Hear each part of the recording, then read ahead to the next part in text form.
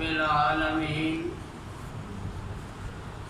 والصلاة والسلام على سيد الأنبياء والمرسلين أما بعد ہر انسان معاشرے کا حصہ ہے اور ہر انسان کے کریکٹر اور اس کے اعمال کا دوسرے پر اثر ہوتا ہے، کم ہو یا زیادہ اثر ضرور ہوتا ہے۔ والدین کے اعمال کا اثر اولاد پر ہوتا ہے،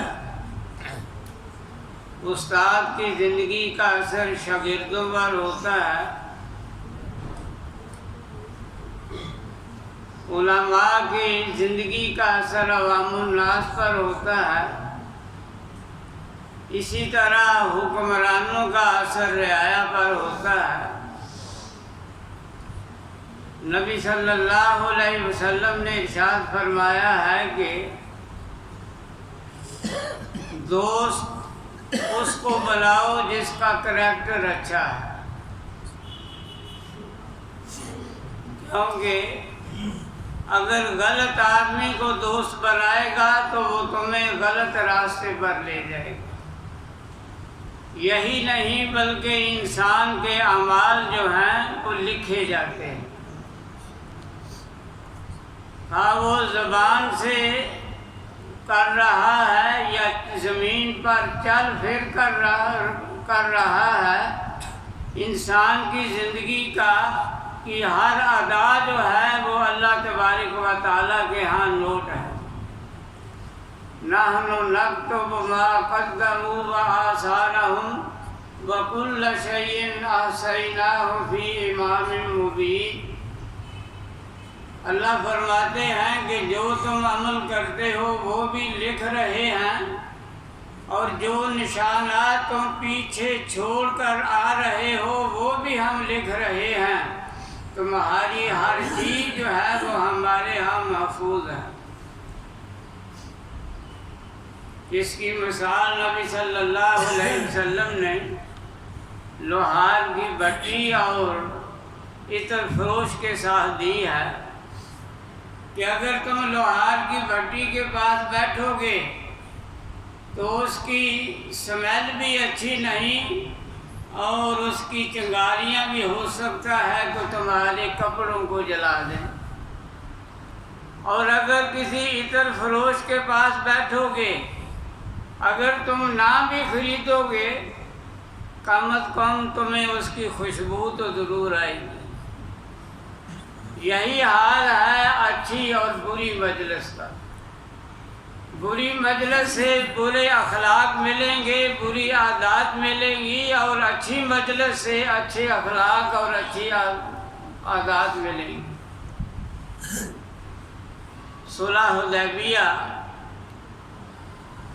بڑا مشہور واقعہ ہے، جسے قرآن مجید نے انا فتحنا لک فتحا مبینا، کہ ہم نے تمہیں بہترین جو فتح عطا کی ہے، اس میں نبی صلی اللہ علیہ وسلم کے ساتھ تقریباً 1400 صحابہ تھے۔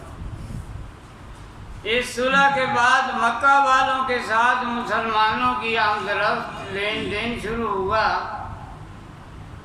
تو مکے کے لوگ جو مسلمانوں کو صابی کہتے تھے کہ یہ بے مذہب ہو گئے ہیں، انہوں نے اپنا مذہب چھوڑ دیا ہے، جب میل جول سے مسلمانوں کا کردار ان کے سامنے آیا کہ جن کو ہم صابی کہتے تھے، برے کہتے تھے، یہ تو زبان کے بھی اچھے ہیں، ان کا اخلاق بھی اچھا ہے، یہ لین دین میں بھی یہ اچھے ہیں، سچے ہیں، جو وعدہ کرتے ہیں وہ وعدہ بھی پکا کرتے ہیں، اس کو پورا کرتے ہیں۔ نتیجہ یہ نکلا کہ اس کے بعد مکہ فتح ہوتا ہے تو نبی صلی اللہ علیہ وسلم کے ساتھ 10,000 صحابہ تھے، یعنی 1.5-2 سال میں مسلمانوں کے کردار کی وجہ سے تقریباً 8,500 مسلمانوں کا اضافہ ہوا۔ یہ فتح مکہ جو ہے یہ 8 ہجری میں ہوتا ہے، اور حجۃ الوداع جو ہے یہ 10 ہجری میں ہوتا ہے۔ اور حجۃ الوداع کے موقع پر آپ کے سامنے میدان عرفات میں تقریباً 1,40,000 صحابہ۔ اللہ اکبر، اللہ۔ یہ کس کا نتیجہ تھا؟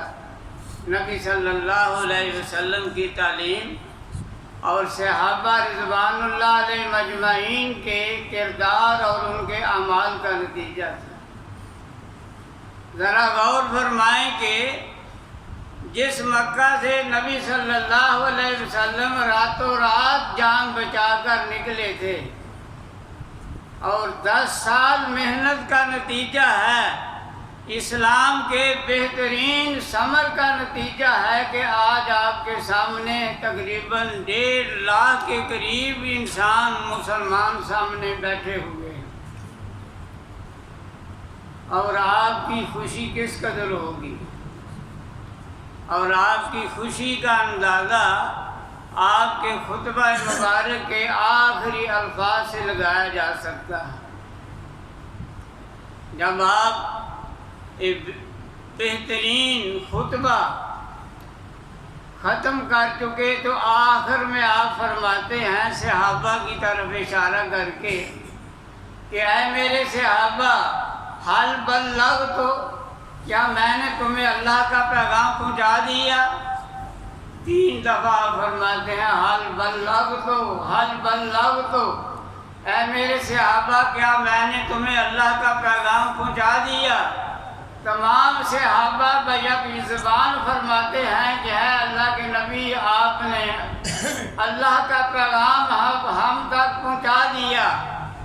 پھر یہی انگلی شہادت آپ آسمان کی طرف کھڑی کرتے اللہ، اور 3 دفعہ فرماتے ہیں اللہم شہد، اللہم شہد، اللہم شہد، اور 3 دفعہ ہی آسمان کی طرف انگلی کھڑی کرتے ہیں اور عوام کی طرف کرتے ہیں۔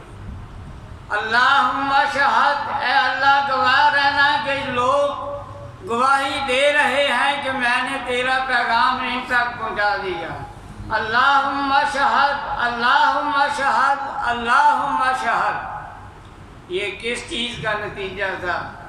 نبی صلی اللہ علیہ وسلم کے اسوہ حسنہ اور صحابہ کرام کے کریکٹر اور عملی زندگی کا۔